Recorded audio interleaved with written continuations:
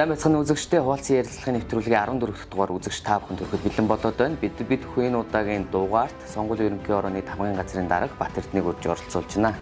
Юуны өмнө танд өдрийн мэнд хүргэе. За өдрийн. Тэгэхээр хоёулаа өнөөдөр бол орон нутгийн сонгуул маань одоо явагдаж байна. Одоо та бүхний хувьд бол одоо хамгийн ачаалттай үеүүдийн бас нэг ингээ явж байна. Тэгэхээр хоёулаа юуны өмнө бас та бас энэ манай хуваалцсан нэвтрүүлгийг үзэж байгаа үзэгчдэд өөрийгөө бас нэг товчхон танилцуул хоёулаа яриагаа эхлэе гэж бодож байна. За би сонгуулийн ерөнхий орооны тавгын газрын дарга Бат Эрдэнэ гэж байна.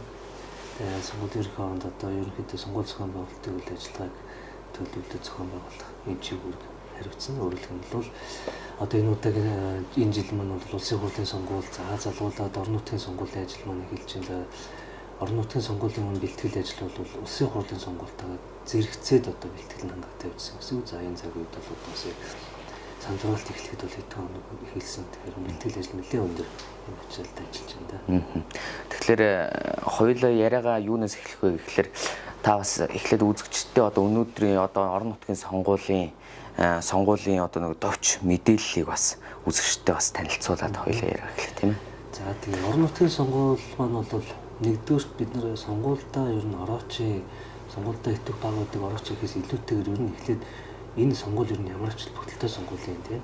Бид нэр хэнийг сонгох гэдэг сонгосон хүмүүс маань ер нь яг юу хийгин гэдэг нь мөн чанарын мэдээллүүдийг өгнө гэдэг агуулгаар манай одоо орон нутгийн сонгуулийн мэдээ сурталчилгааны ажлын төлөвлөлт маань болж явж байгаа. Өөрөлдөх нь бол иргэдэд одоо тулгарч байгаа хамгийн ойр асуудлыг шийддэг сонгуул. Хамгийн ойр сонгуул гэж болгож байна. Өөрөлдөх нь бид бүхэн гэрээсээ гараад тулгарч идэг асуудал те одоо юу гэх хог хаягдлын асуудал те гэрэлтүүлгийн асуудал гэдэг юм уу, за явгууны зам талбай асуудал, хүүхдийн тоглоомын асуудал гэдэг юм те наацхан энэ бүгдийг шийдвэрлэдэг хамгийн ойр одоо нутгийн өрөө зөрчил тосны байгууллагада төлөөлөгчөө сонгох гэдэг юм сонгуул юм аа. Тэгээ ийм учраас бол энэ сонгуультай сонгогчд маань бас идэвхтэй илүү бас хариуцлагатай оролцох юм шаардлага бол байдаг. Сонгуулийн ерөнхий орны хувьд одоо бэлтгэл ажилтай холбоотой цаг хугацааны хуваарийг батлаад за тэрний дагуу ажлууд маань хийгдэж явдаг. За одоор ямар нэгэн одоо тасалдсан, саадсан зүйл бол байхгүй. Цаг хугацааны хуваар заасан, хууль заасан ажлууд маань хийж байна. За хэдэн тоон мэдээллийн тухайд бидний улсын хэмжээ нийтдээ 8031 мандат буюу 8031 төлөөлөгчийг сонгох юм байна. Сумын төвшөнд 330 сумын төлөөлөгч, 21 аймгийн төлөөлөгч, за нийслэлийн дүүрэг болон нийслэлийн иргэдийн төлөөлөгч гэсэн энэ төлөөлөгчдөө сонгох юм байна. За энэ сонголтоос маань үүдээд өөрөлдөх юм бол тухайн шатныхаа засаг даргыг тэр төлөөлөл маань бол сонгогчдыг томилдог, одоо саналаа оруулдаг тийм ээ. Өөрөлдөх юм бол тухайн нутаг дэвсгэртэй төрийн болон өөрөө удирдах ёсыг хэрэгжүүлэх гээд байгаа төлөөллийн байгууллага сонгох юм хариуцлагатай сонгуул байгаа. За ингээд нийтдээ 8031 мандатын төлөө 17520 одоо өршөлдөж байна. За сонгуульд одоо энэ олон хүн нэр дэвшээд байдаг. Жишээлх юм бол одоо миний тойрогт манай дүүрэгч ямар хүн нэр дэвшээд байгаа юм болоо гэсэн нэгдсэн мэдээллийг бас цэгцтэй авах юм шаардлага сонгогчд үүсдэг тийм ээ. Тэгэхээр бид энэ бүх одоо нэр дэвшигчдийн мэдээллийг сонгогчдод цэгцтэй өгөх зорилгоор одоо e-election-ийн сонгуулийн мэдээллийн системийг хөгжүүлж ажилласан. Энэ хурлын сонгуулиар ажилласан зам энэ орон нутгийн сонгуулиар ажиллаж байгаа. За энэ систем цугларсан энэ мэдээллүүдийг сонгогчдод ойлгомжтой өгөхөнд бол хэл мэдээллийн байгууллагатай хамтраад за ингээд за өөрийнхөө амьдарч байгаа дүүргээ хороогоо хийхэд таны хорон дээр одоо ямар хүнээр дэвшиж байгаа ямар мөрөг хөтөлбөртэй гэдэг мэдээллүүдийг бол цэгцтэй авах боломжийг бүрдүүлээд ингээд ажиллаж байна. За ингээд улсын хэмжээнд нөгөө санал авах ажиллагаа маань зохион байгуулдаг одоо санал авах байр гэж нэрлэдэг. Нийтдээ 2230 санал авах байр бол ажиллах нэ. Улсын хурлын сонгуулиар бол 2198 санал авах байр ажиллаж байсан бол одоо 30 гаруй хэсгээр санал авах байраар нэмэгдсэн байна. За энэ орон нутгийн сонгуулийн маань гол онцлог бол баг болгонд нэг тойрог болдог, хороонууд тойрог болдог ингээд нэгжээсээ хамаардаг учраас сонгогчийн одоо санал авах ажиллагааны одоо санал авах байрууд маань тодорхой хэмжээнд нэмэгдсэн юм байна. За эрх зүйн орчны тухайд аймаг нийслэл сум дөрөв иргэдийн төлөвлөсний хурлын сонгуулийн тухай хууль маань бол 2020 он батлагдсан юм болж байгаа. За үүнээс хойш бол нэмэлт өөрчлөлт бол ороогүй. Өөрөлдөх нь бол 2020 онд орон нутгийн сонгуул яаж явагдсан яг тэр шиг явагдана гэсэн. За одоо сонгогч үзэгчд маань анзаарч гудамж талбай чинь улсын хурлын сонгуулиар нэгдсэн самбаргээс сурчлагын үеэр гарч ирсэн. Гэтэл орон нутгийн сонгуулиар маань бол хуучин гудамжлалт одоо бидний нэрэлдгээр А самбар маань бол ингээ гараа явж байгаа гэдэг юм те. Тэгээд нөгөө эргэцэн орчны хувьд бол онцлог өөрчлөлтүүд бий. Өөрөлдөх нь бол их хурлын сонгуулиар бид нэр сонгуулийн сурчлага явагдсан ямар байсан тэр хэмжээнд бол явагдахгүй. Яг бол хууль маань өөрчлөгдөж учраас гэдэг юм те. За ингээд сонгуулийн сурталчилгаа маань үндсэндээ 26-ны өдөр нэр дэвшигчид маань бүгд үнэлгээ авснаар аль биесээр хэлсэн. За ингээд 10 сарын 9-ний өдрийг дуустал энэ хугацаанд сонгуулийн сурталчилгаа аль биесээр явагдаад дуусна. За ингээд 11-ний өдөр өглөө 8-аас орой өглөө 7-оос орой 20 цаг хүртэл сандралт явагдана гэдэг. Ийм ерөнхий мэдээллүүд их нээлжиндэг гэдэг болж байна. Тэгэхээр ерөнхийдөө та бас сая нөгөө өмнөх удаагийн сонгуулиас энэ жилийн сонгуулийн бас онцлог талуудыг хальтуурдлаа.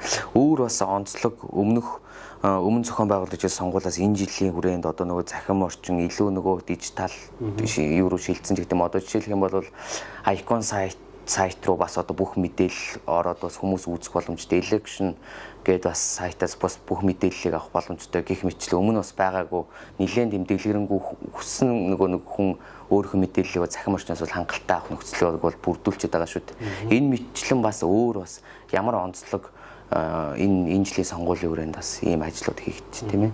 Тэгээ сонгуульч зохион байгуулалтын үйл ажиллагааны нэг гол онцлог бол маш олон төрлийн бүртгэл дээр үнэлж байгаа тийм. Нэр дэвшгийн бүртгэл, намын бүртгэл, за тэгэл ухуулагч шадарч ус менежийн бүртгэл, тээврийн хэслийн бүртгэл гэж маш олон төрлийн бүртгэл дээр үнэлж үүсдэг. Тэгээ энэ олон бүртгэгдсэн мэдээллүүдийг, дата мэдээллүүдийг сонгуулийн байгууллагууд шатандаа цуглуулад цаасан хэлбэртэй байлгаад хадгалаад байх ш. Энийг ил тод болгож нийтэд мэдээлэл авах тэр сонгогчид сонголтоо хийхээ өмнө мэдээлэлээ бүрэн гүйцэд авч чаддаг боломжийг бүрдүүлье гэдэг агуулгаар дөрөв бид үрдсэн e-election гэдэг сонгуулийн ерөнхий хорооны өөрийн аль биесны захин мэдээллийн нэгдсэн сан.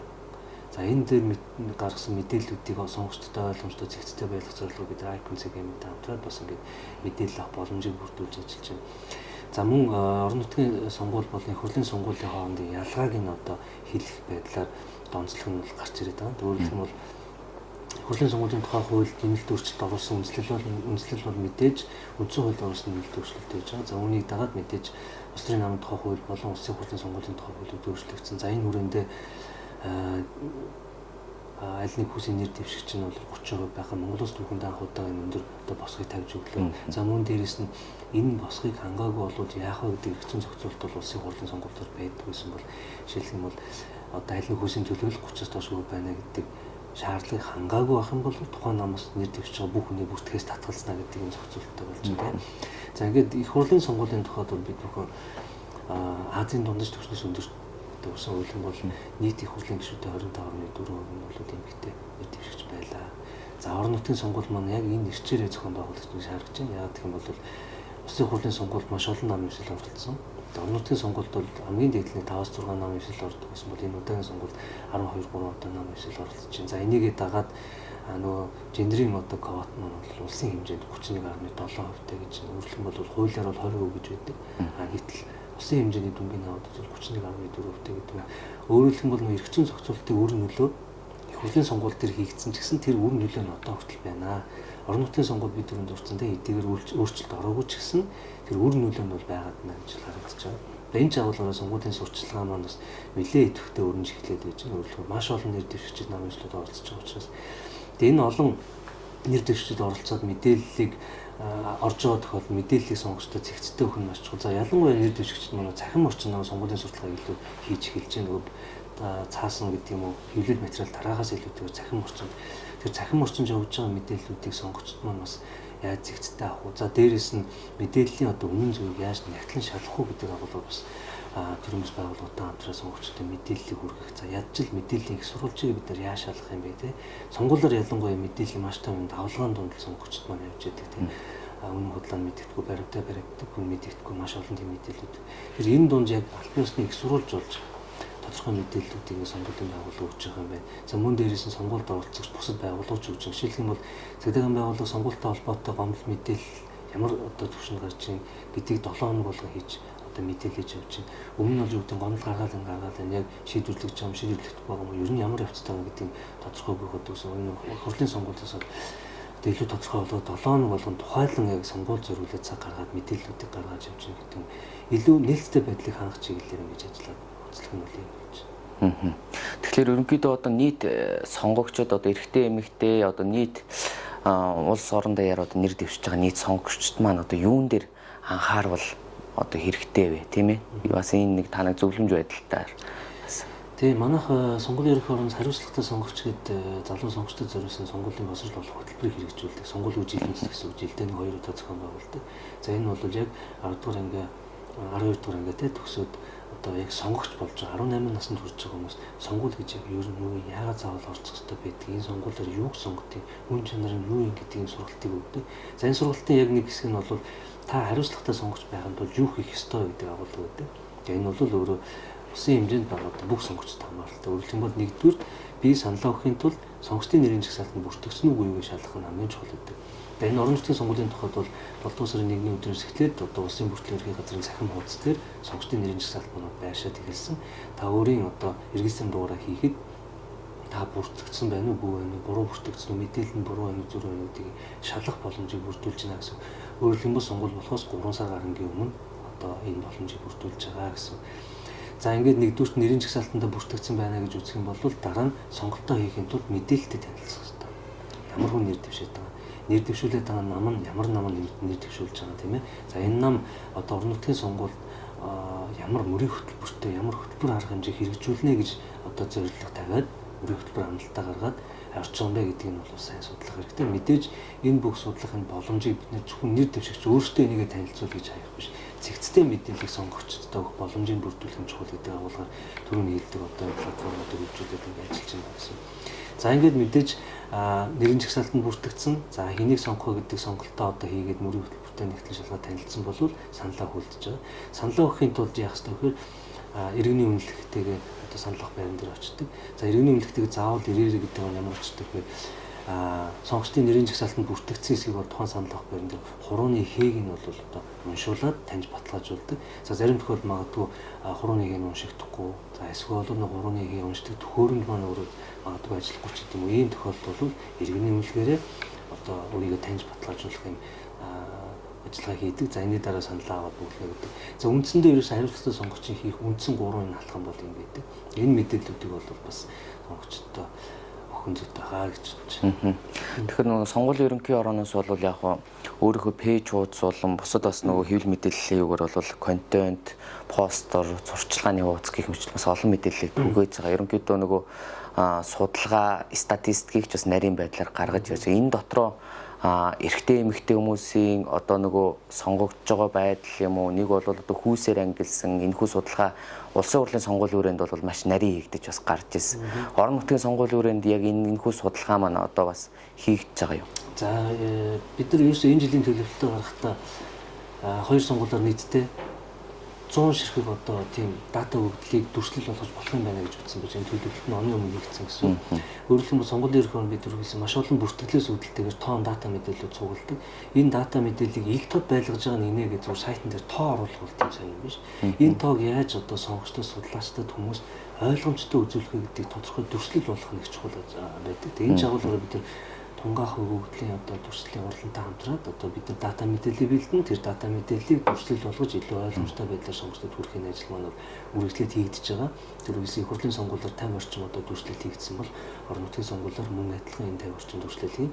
За энэ үеийг тодорхой цаг хугацаанд датан цугласан даруйд нь одоо дүрслэлүүд хийгдээд манай сонгуулийн ерөнхий орны пэйж хуудас болон хамтарч ажиллаж байгаа бусад байгууллагуудын маань бас тодорхой одоо мэдээллийн хэрэгслүүдээр нийтэд ингээд явдаг. Цаашдаа бид нар энийг өргөн хүрээнд байнга тогтвол нийтэлж олон хүнд хүргэж байгаа юм шаардлага байдаг. Өөрөлдөх юм бол хэдэн хүн нэр дэвшээд байгаа, тэдний хүнээс хэдэн ямар боловсролтой хүн тий. Бүр дор хajil эмэгтэй эрэгтэй хэд байгаа даа. Хэдээс хэдэн насны хүн ер нь энэ орон нутгийн сонгуульд нэр дэвшээд байгаа гэдэг бол сонгогчдод тийм мэдээллийг бол авч байгаа юм шаардлага байдаг.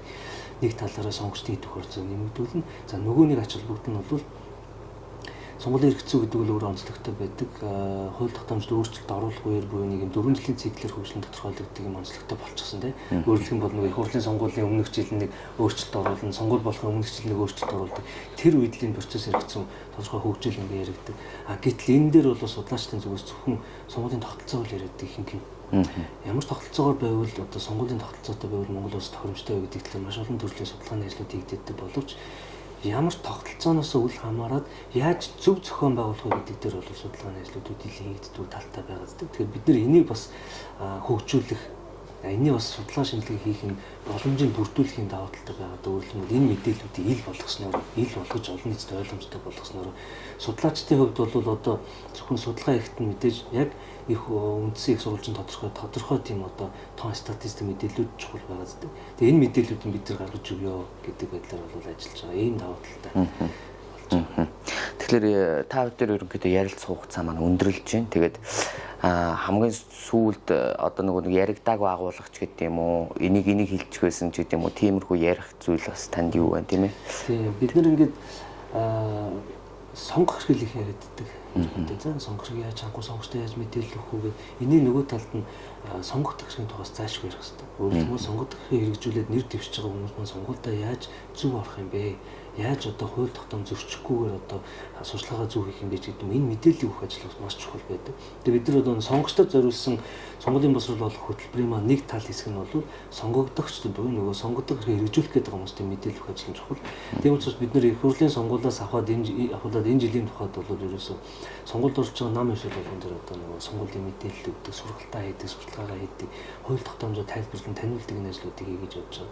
Мэдээж нөгөө сонгуулийн сурчлагаа магадгүй одоо хууль заасан өөр арга хэлбэр гэдэг нь ямар арга хэлбэр гэдгийг ойлгохгүй явж байгаа магадгүй зөрчилд орчиход энэс сурталчилан сэргийлэх зорилгоор сургалт мэдээллийн ажиллагааг бол тогтмол хийж байна. За мөн дээрэс нь сонгуулийн хууль тогтоомжийг зөрчсөн хэсгийг шалгах эрх бүхий байгууллагч дээр энэ мэдээлэл өгөх ажиллагаа бол бас зохион байгуулалт явуулж байна. Одоо шилжих цагдаагийн байгууллага гэдэг нь прокурор дээр гэдэг юм уу те.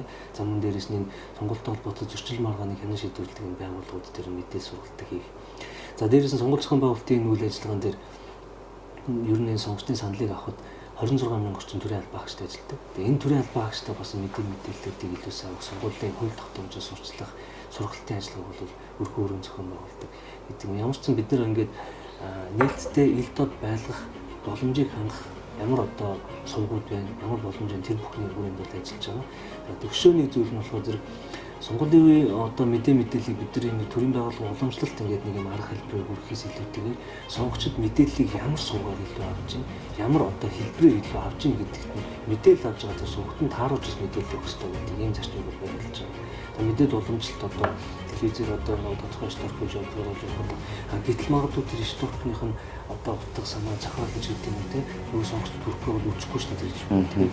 Тэр ямар насны ангиллийнханд илүү одоо фокустай байгаа. Тэр хүмүүс ямар мэдээллийг ямар суугаар илүү аваад гэдэг дээр нь илүү санахаарч тэр суугаар нь мэдээлэл авах хүртэл нэлээд олон байгууллагаас хамтарч ингэж ажиллаж байгаа гэдэг ийм байдлаар сонгуульч зохион байгуулалтын ажиллагааг хангалттай явж байна. За баярлалаа танд. Тэгэхээр үзэгчдээ манай өнөөдрийн хуваалцсан ярилцлагын нэвтрүүлэгт сонгуулийн ерөнхий орооны тамгын газрын дарга Бат Эрдэнэ оролцлоо. За манай нэвтрүүлэгт оролцсон танд баярлалаа.